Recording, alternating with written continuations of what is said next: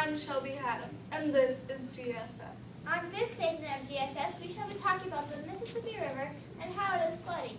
It has stopped barge transportations, and the crews and locks are working hard to recover dozens of already lost barges. The U.S. Coast Guard shall be closing a section of the Illinois River to protect levees and was considering to shut down more parts of the river to keep the flood safer for everyone. This hazard has started when the Mississippi River was in a drought, but then it turned into a flood from downpours of rain. The barges are owned by American Commercial Lines. 114 broke free and 11, all containing coal, sank already. All of the other barges have been captured and the sunken ones are being recovered. Another barge accident happened near Vicksburg, Mississippi, when 27 coal barges and 3 grain barges broke free from a ship. One barge already sunk and one barge has struck a railroad bridge. Even though the National Guard wants to open the water transportation back up, they might have to wait longer, for in the forecast it is supposed to get 1 more inch of rain. The flooding has already been an after effect of 4 deaths, and it's still to come for the Midwest downpours are feeding the Mississippi River.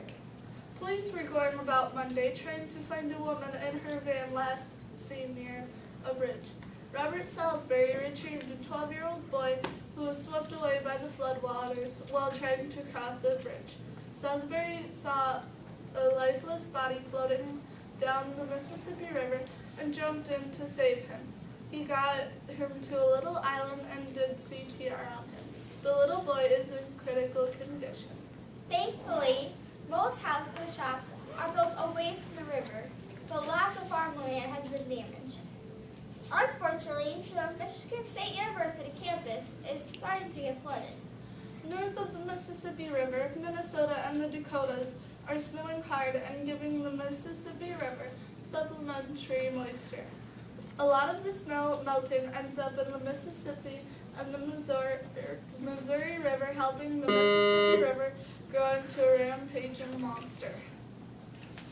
Another event that's happening in the Mississippi River is that bridges are collapsing and roads are caving in. Because of the water running under them and through them, the pressure of the water is too great and they start to fall down. Fortunately, only 1 man has been severely injured from the roads collapsing So far. If you live by the Mississippi River, you may want to pack your bags and go to a hotel for a while. I wouldn't want to be the one of those people who got all their things destroyed by a river. If you think the Mississippi River isn't going to bother your home, it would still be smart to put sandbags around your home.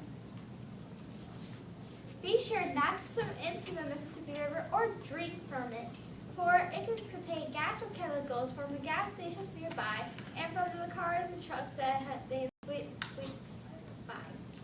Now here is Gideon Jessen with the Highmore, South Dakota residents and their aspect of this major event.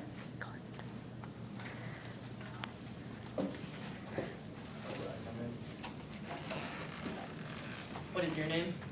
Katie LaVoy. And I hear you are from Highmore. I am. What do you think of this major event that has happened? I think this event is very dangerous and more people should be aware of it. Why do you think this? Because people who are not aware don't know to take safety precautions, and that can lead to trouble. How do you think Highmore is affected by this event? I feel that Highmore is not yet affected, but could be affected in the future. Who do you think is most affected by the flooding in the Mississippi River? I think the people that live close by the Mississippi River are most affected. What areas do you think have been impacted the most by this, the hardest? Probably the buildings and farmlands that are around the flooding areas. When do you think the Mississippi will settle down, as in not flooding? I don't know. That's why it's so scary, because flooding is kind of unpredictable. If you could help these people who are now without homes, what would you do? I would give them some tents, because they don't have homes and they need a place to live. I would also give them blankets, because if they get wet, they will be cold. Do you think this event will have an effect on the wildlife and fish stores in those areas? Stores? Fisheries. Yes, it will have an effect. Would you stay in your home even if the water was almost up to your porch? I would not. That's a very scary situation. Why? I would leave. Is there anything else you would like to tell us that you didn't already? Not really. Okay. Now we'll bring in our next Hymo resident, Max Ring. You're gonna have to wait on that other one, so we'll edit that, rest of that out.